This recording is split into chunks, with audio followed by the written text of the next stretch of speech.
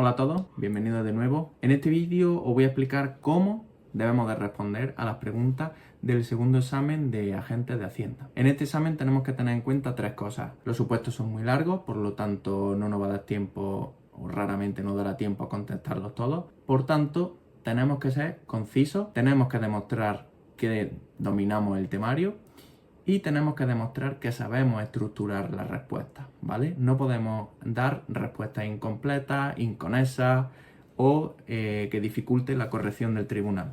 Antes de comenzar con el vídeo, vamos a ver las normas de corrección que nos brindó el tribunal. En este caso, las normas, pues se repiten como las de otros años y nos dicen que la fecha de resolución del ejercicio será la del día del examen, en este caso fue el 18 de abril, que la normativa que se utilizará será la que esté vigente a esa fecha y en caso de que en algún ejercicio haya preguntas relacionadas con un horizonte temporal anterior, es decir, por ejemplo, nos pregunten por una liquidación que se practicó en 2022, nos acojamos de nuevo a las normas que están vigentes a fecha de hoy, a fecha de realización del examen. Eso lo que hace es que no tengamos la necesidad de saber, por ejemplo, si en 2022 había una orden aprobada que modificase algo, ¿vale? No tenemos que tenerlo en cuenta, sino que tenemos que saber a día de hoy, a fecha de la realización del examen, cuáles son las leyes, cuáles son las órdenes, cuáles son los reales decretos que están en vigor y con eso vamos a trabajar. Pues bien, además nos dice que cada supuesto del ejercicio es independiente, es decir, no podemos mezclar, por ejemplo, la resolución de un ejercicio del supuesto 1 con la resolución del ejercicio del supuesto 5, aunque sean parecidos, aunque hablen los dos, por ejemplo, del IRPF o de un procedimiento inspector, no debemos de mezclar los supuestos. Y aquí vienen las dos cosas más importantes que nos dicen, y es que la resolución debe ser motivada con indicación a los artículos y a la norma a la que pertenecen estos y en los que se basa jurídicamente la misma. Además nos dice que los cálculos numéricos se justifican, pero que la operación se deja indicada. ¿Eso qué quiere decir? Que no tenemos que calcular ninguna de las operaciones que nos pidan. Por ejemplo, si nos piden calcula los rendimientos netos del trabajo de una persona, ¿no? No tenemos que calcularlos, tenemos que dejarlos indicados, cuáles sumarían, cuáles restarían y en ese caso se dejaría indicado al final de la operación, esto sería el rendimiento neto del trabajo del señor X. ¿Vale? Si revisáis las preguntas de los exámenes, os vais a encontrar con que hay tres tipos de preguntas. Está la pregunta de determinar, está la pregunta de enumerar y está la pregunta de cuantificar. Pues bien, vamos a ver algunos ejemplos de ellas y vais a ver cómo la mayoría de las preguntas se encuadran en uno de estos tres supuestos. Por ejemplo, la pregunta 1 del examen de esta convocatoria de la convocatoria de este año. Pregunta 1. Análisis y cálculo del rendimiento neto del trabajo obtenido por el señor XX en el año 2025 con especial referencia a los rendimientos obtenidos en Francia. En este caso, ¿qué nos están pidiendo? Nos están pidiendo calcule cuáles son los rendimientos y determine si, por ejemplo, los rendimientos obtenidos por el señor XX en Francia están exentos o no. En este caso tendríamos una pregunta en la que tendríamos que mezclar la forma de respuesta de calcular y determinar, como ahora después os enseñaré. Pasamos a la pregunta 2. Análisis y cálculo del rendimiento neto del trabajo obtenido por la señora XX en el año 2025 con especial referencia a la regularización de los atrasos obtenidos. ¿Está obligada a presentar la declaración del IRPF en el año 2025? Fijaos que aquí hay realmente tres preguntas. La primera pregunta se trata de cuantificar cuáles son los rendimientos del trabajo de esta señora. La segunda, determinar cómo se va a proceder a la regularización de estos rendimientos que ha obtenido atrasados la señora Y.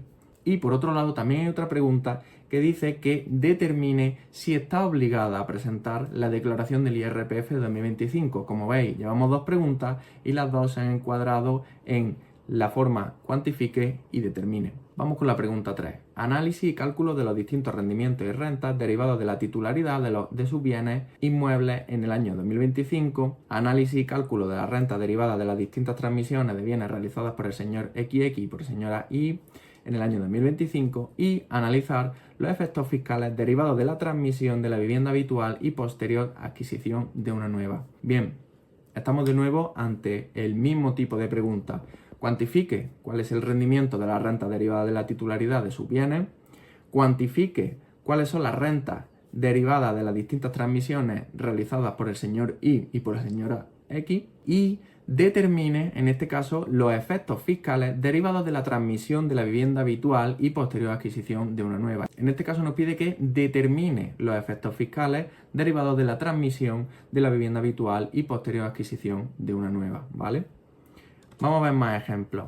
En este caso, si nos vamos a la pregunta número 10 del examen, es una pregunta que suelen hacer algunas veces, que es una pregunta, se llama multipregunta, ¿no? Dentro de la pregunta 10, pues como veis hay 3 preguntas. La pregunta 1, la pregunta 2 y la pregunta 3. En este caso son preguntas cortas, pero pueden ser más largas, ¿vale? Vamos a leerlas.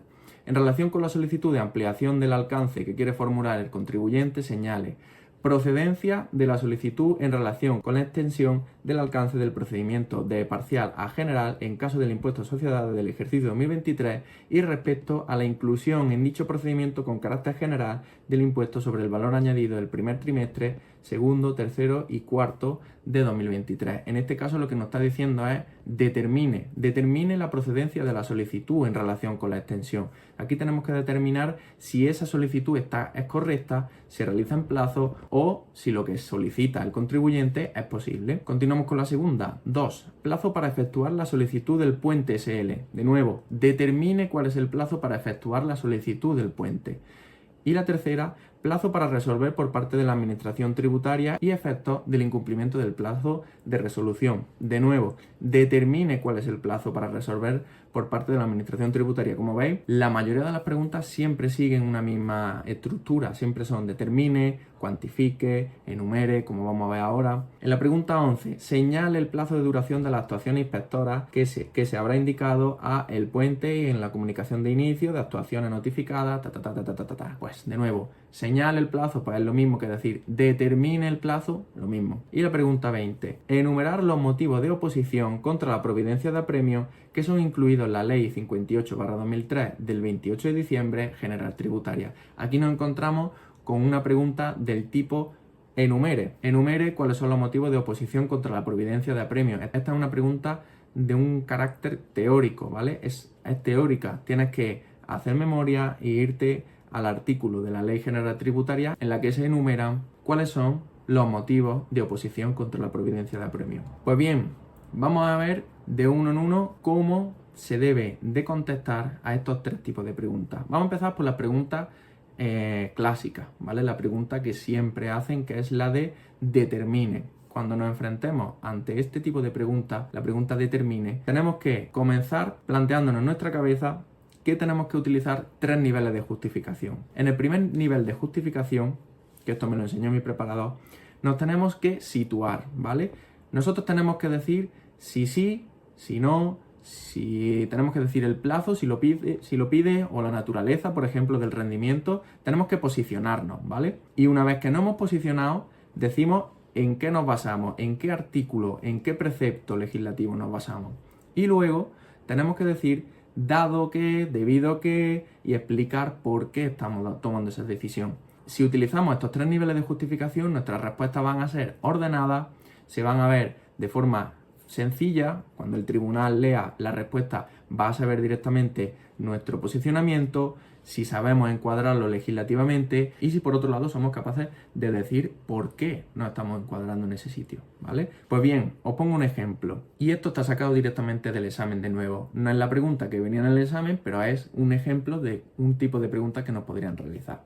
El señor XX ha trabajado durante todo el año en la empresa 7P SL percibiendo un salario de 120.000 euros.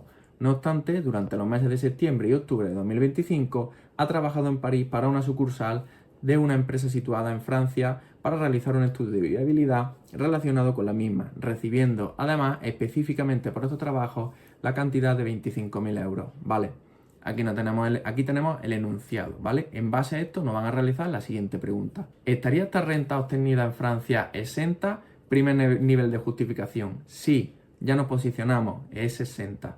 ¿Por qué? Nos vamos al precepto legislativo, porque conforme al artículo 7 de la ley de IRPF, en este caso es el artículo 7.p de la ley de IRPF y el artículo 6 del reglamento del IRPF, está exenta. Y ahora especificamos el por qué, ¿vale? No nos vale solo con decir sí porque está en este artículo, no, tenemos que decir el por qué. Porque dado que se trata de trabajo efectivamente realizado en el extranjero y cumple los siguientes requisitos, Se trata de un establecimiento permanente de la empresa 7P SL. Se aplica en el país de destino un impuesto de naturaleza análoga al IRPF y no es un paraíso fiscal, por eso precisamente nos pone en Francia, porque es un país que conocemos, y no supera el límite de 60.100 euros anuales. Se trata de una renta exenta.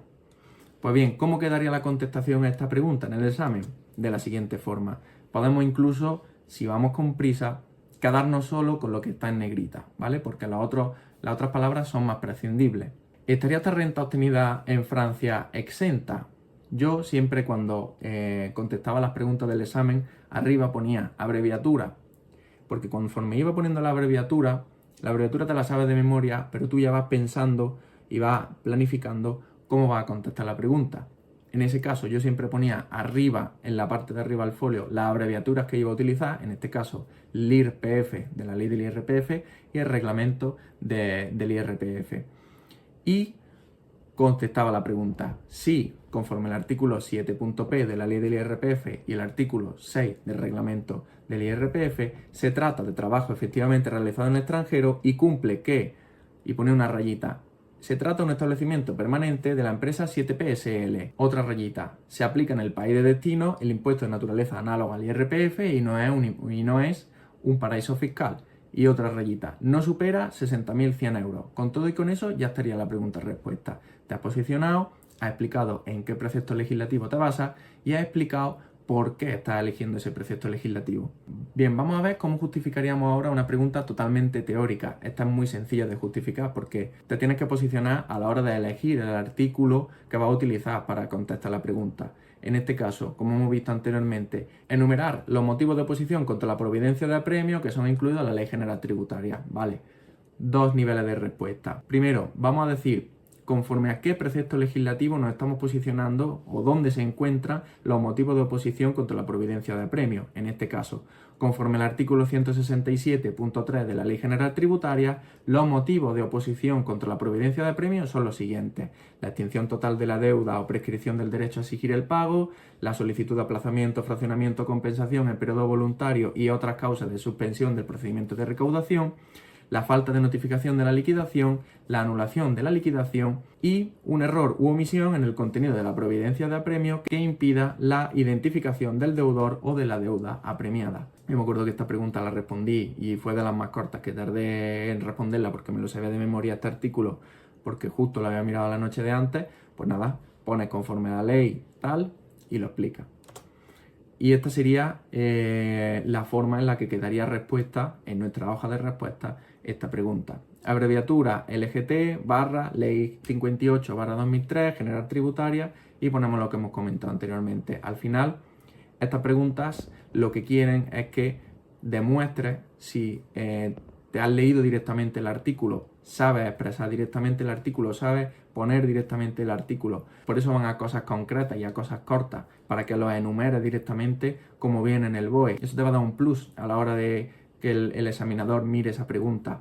Si pones, por ejemplo, 167.3, ahí está diciendo que te lo sabes de memoria, 167.3, y si los pones en orden, los pones todos y los pones de forma que está prácticamente igual que en el BOE, esa pregunta va a tener un punto, 100%.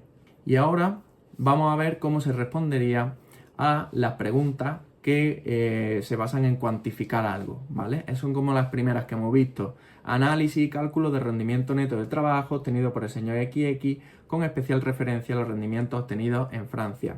Bien, en este caso, yo como lo respondía, primero, como siempre, la abreviatura. Conforme vas escribiendo la abreviatura, tú en tu cabeza tienes que ir pensando ya cómo vas a responder la pregunta, porque la abreviatura te tiene que salir sola. Las leyes te las vas a aprender sola de escribirlas. Si haces ejercicio todos los días, la ley de IRPF a lo mejor un día la escribes 20 veces. Entonces, LIRPF / Ley 35/2006 de la ley del impuesto de la renta de las personas físicas, etcétera, ¿vale? Tú solo escribes abreviatura tal. Y ahora, como están pidiendo que cuantifique, y al principio del vídeo hemos visto que no es necesario que realices ninguna operación, ningún cálculo, sino que lo dejes presentado, tendrías que hacer el mismo esquema que estás viendo en pantalla.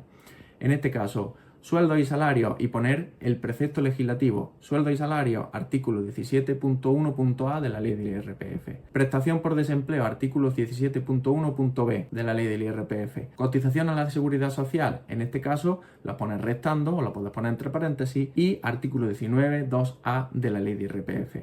Otros gastos, artículo 19.2f de la ley de IRPF. Y así lo dejas presentado para que cuando la persona que esté en el tribunal corrigiendo el examen vea la respuesta, la vea estructurada y vea que tiene un dominio de la ley, sabiendo pues que los sueldos y salarios son el 17.1.a, la prestación por desempleo 17.1.b, y de esa forma vas a aportar limpieza a tu respuesta. Por otro lado, como he comentado anteriormente, esta pregunta, si os fijáis, análisis y cálculo de rendimiento neto del trabajo obtenido por el señor XX con especial referencia a los rendimientos obtenidos en Francia. En este caso estamos mezclando una pregunta de cuantifique con una pregunta de determine. ¿Cómo lo haríamos? Pues en este caso solo he mostrado la respuesta para cuantifique, pero imaginaros, por ejemplo, que los 30.000 de sueldo y salario, de estos 30.000 de sueldo y salario, 15.000 están exentos. Pues pondría solo más 15.000 y lo otro lo pondría igual 15.000 y pondría sueldo y salario exentos conforme al artículo 7.p de la ley del IRPF, porque, y ya lo explicamos como hemos comentado anteriormente. Entonces, esta es la forma en la que tenéis que responder vuestras preguntas en el segundo examen.